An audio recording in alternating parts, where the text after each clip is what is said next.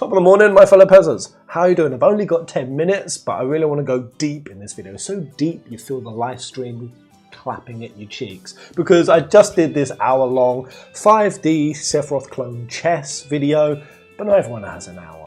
So some of you ain't got time for that, but you still want your minds blown. You still want to experience some 7 Remake Rebirth juice. So I'm going to be extracting one thing from that video that I really think needs its own moment in the spotlight, and that's the idea that not only are there triple the number of Sephiroth clones, triple, potentially even more, just indisputably more, these agents of Sephiroth that he can place and position and have ghost and follow, keep an observing eye on our crew. Ensure, like the synopsis says, that certain fates entwine and that his plan is enacted. It's well crafted and laid out plan, and that Sephiroth in doing this, coming back from the future and beyond. How long has he been concocting this scheme? And in knowing that there were many parts to this elaborate moving puzzle, that he needed more clones. And that he came back and he infected Aerith's visions, potentially, to create himself more agents. I kind of thought before that the Marco Clone 49 may have just been a wildcard number, because the number is significant in the KABBALAH, in Gnosticism and in various other places, but it could also just mean there are upwards of 49 plus clones, potentially, which is triple the number from OG.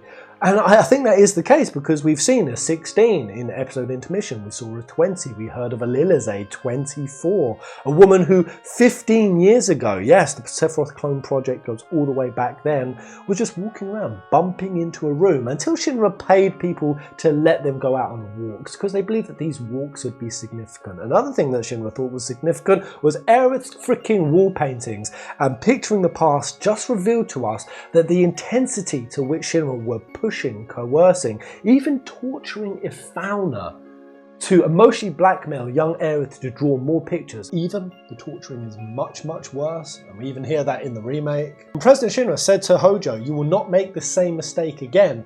It's because he went way too far in this re-happening. Lilizay, that clone I just spoke about, actually in one of the stories, bursts into Aerith's room, dives on top of her, is freaking strangling her, screaming, "It's your fault they died, it's your fault they died." Aerith, so overwhelmed and obviously traumatized by this, Aerith really doesn't want to draw anything. Like the level of pushing and demanding from Aerith that she draw, and in particular they want landscapes. Landscapes are the most valuable one, because they can of course plot coordinates, and yeah, for example, Aerith drew this. What place do you think that was? Have a guess. It's Cosmo Canyon, duh. That's so obvious. And basically once they have these coordinates, Shinra with these special survey units, which are Shinra military personnel. And I just want to stress the infamy and the military culture that the story speaks about, that sort of develops around these special survey units, is immense. It becomes a huge systemic part of the army that basically everyone wants to get onto this program. So much so that one of the failed clones, Geddy Bark, the guy who actually was the overseer of Aerith, he was like the guard who always was posted outside of her room, that upon seeing one of the pictures that Jack Klein, the narrator of Picturing the Past, says is the clearest that Aerith has ever had a location pop into her mind, he ends up pocketing the picture for years. He even poisons 2 of his friends, Glenn Reiner and Lilizay, just so that he can, he believed, be the one to go and follow Aerith's paintings. But the reason he goes to that length, as do other Shinra personnel, is because the rewards are substantial. By getting airdropped in a location of these coordinates, you spend 10 days out in the wilderness before you get extracted, and in those 10 days, if you find a location that's suitable for a Mako Rector, you'll get a good reward. If you find a hint or a clue of either like huge materia or where the promised land might be, massive. And if you find the promised land itself, you will be set up for life. And this creates a craze in the army to be the ones to be able to get on the ship and be able to go on these missions, be able to get recognized by President Shinra directly. And all of this, all of these individuals who go, all of these military personnel who die will get Mako and turned over to R&D. Like it says, the ones that turned over became the first of the Sephiroth clones. So this is like 15 years before the start of the remake. This is when Aerith is like 6 years old. We at this point kind of thought in the lore that the Sephiroth clone copy project was around about sort of when Zack and Cloud went into tank. It was Nibelheim survivors who were predominantly the base of the Sephiroth clones. No, this goes so much further back. Najima has written it that not only were Wutai like injured soldiers because the war had kind of just fizzled out, just about ended, but also insurgents. Not only was it Nibelheim survivors, not only was it the Special Survey Unit troopers, of which they suffered mass casualties, but even people from the slums were getting kidnapped. And the thing I have to emphasize is the scale of this thing. Jack Klein even said that he goes in and he sees how substantial the number of missing persons that R&D have created, and it blows his mind that they've been able to keep so many people missing under wraps. And then they're not even doing that good a job, because him and Joanne, they get suspicions, so do all the people in the slums. They start spreading rumours and they start whispering about it, and that's why they form the neighbourhood watches. The one that Jesse Biggs and Wedge was a part of, the one that Marl was a part of, is because of mass kidnappings on a huge scale. All of these people being funneled towards the SL program, and that's what's so dark and sinister about it, because yeah, for every one Sephiroth clone, I think the story is implying hundreds, if not thousands of people go missing, are the body count attached to just one Sephiroth clone. And this insane level of uptick in trying to create Sephiroth clones, I'm going to explore why that's happened and how that means that, because of course Sephiroth wants more agents, and with enough agents he could change enough events, and by doing that he could bait out Destiny, the harbinger of fate. And yeah, I mean, was he doing that through the live stream? Because again, Aerith is only drawing what she intuits from the planet. So if the planet is extra messed up because Jenova and Sephiroth from OG, Advent Children and beyond, who had sowed incredible amounts of terror corrupt, who had assimilated souls, and could have in some way sent nefarious whispers into Aerith's vision, changing the future, a future that had significantly less military personnel. Because of the number of casualties, Shinra had less soldier, less troopers, less infantrymen, and less people to go and try to fight Zack. Again, this still ruptures my brain wholly. It's half. It's just indisputably even less than half. Less troopers there to fight Zack. And that's why he survived. That's why he got up and was like, whoa, is that all of them? It is possible that there is less because of what Aerith was drawing. That is so bittersweet. It's so dark and light at the same time that Aerith directly caused there to be significantly more deaths on the planet. She created more Sephiroth clones, but also in the process saved Zack Fair's life. Bloody hell! Chomp on that for a bit. The weight and implication, if this is true, 'tis just a theory, is massive. And just a few other supporting pieces of evidence, because once I had this in my mind, whoa, do Shinra of the future have less military personnel? Well, I started going through everything. And even just things as simple as like when we walked into Shinra HQ. In OG, we have to either take the stairs or go through the front. Tifa wants to take the back because if we go through the front, there's going to be loads of guards. Because, yeah, Shinra doesn't really look like it, but it is heavily fortified. In the remake, we just meander through the front door. There is no one there. At least in the main lobby area. Yes, you have some on the other floors, but yeah, is that because the other floors are more precious and they have less soldier to be able to place? So basically they have to prioritise where they put them, and with less available. And is that not also potentially why Avalanche HQ attacked Shinra HQ? Or just Avalanche attacked, the main cell of Avalanche attacked Shinra. When Wedge comes up on the screen, he says, yeah, they're running the party here. They have the balls and the audacity to attack Shinra directly. This is not something that the Avalanche of OG had the capacity to do. And who else is emboldened to attack? Wutai. Is this also why the Wutai War is starting? Why this interim government feels like they're capable of attack is because with less Shinra iron grip over the world, with less military personnel, that means that more rebellions, more uprisings, like it says in the synopsis, a Shinra resistance committee is forming. All of these areas and cells that are able to get away with much more because Shinra have reduced military. That is so juicy.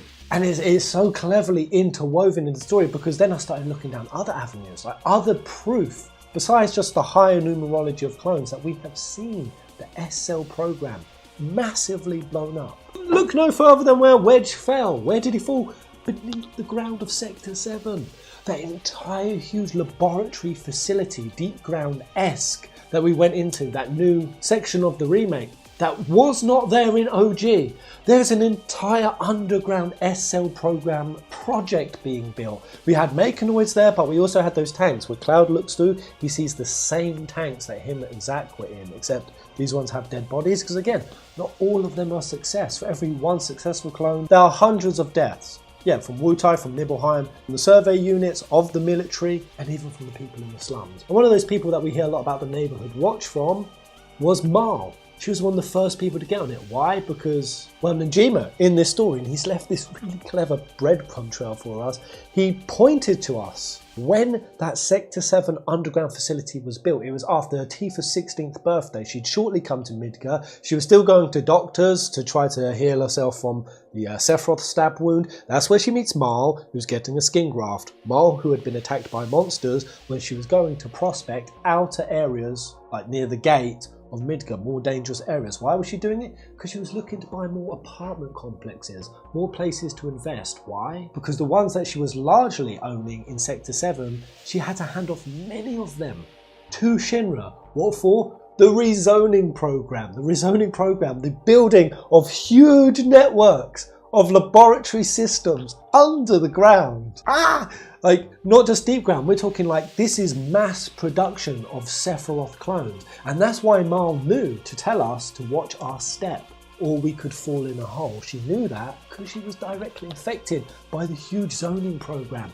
There are huge architectural, lore, historical changes that are being woven into this rehappening. This is why these tales of two pasts, this is picturing the past. Why Najima is going back and writing things for this new continuity is because this scheme, this little nefarious scheme of Sephiroth's has been running arguably their entire lifetime. This could have gone on for decades beforehand, the pieces that Sephiroth has been setting up. And yes, when it comes to Sephiroth clones, do I think it's possible that with Sephiroth and Genova from the future with greater net control of the live stream could have infected, infiltrated, or directly changed some of Aerith's visions in order to get more Sephiroth clones in?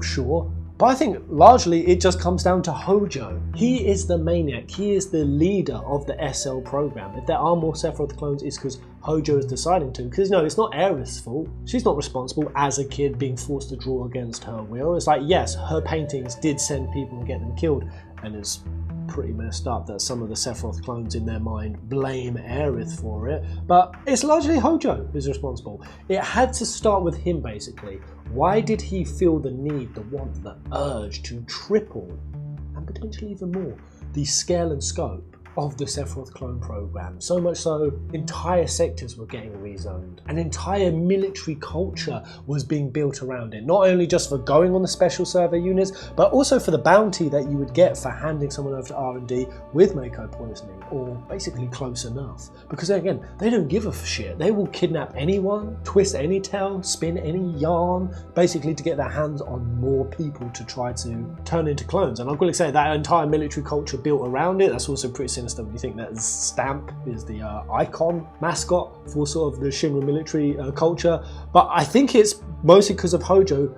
For the other theory that I've long running had with the characters is that while they are in a remake, a rehappening, and they seemingly don't remember their Advent Children or OG lives, that their soul psyche does remember. Soul psyche. I know that sounds weird, but this game is built upon the concept of spirit and very metaphysical concepts. And that even though they don't directly remember, their memories are in there somewhere, waiting to be unlocked, repressed, that they're following the intuitions of their past lives. Things that they wanted to do, they're now getting unconscious urges and feelings to go and do. Well, if that applies to the crew, would it not also apply for Hojo? Hojo, who in OG had his final stand at the Sister Ray trying to siphon off energy to Sephiroth, my son. He seems to be counting on energy, so I'm going to lend him a hand. The very same Hojo who in Maiden Who Travels the Planet met Aerith in soul form. And yeah, I'll just read this quickly. As if he told a joke that's funny, Hojo laughed out loudly as if he was possessed. I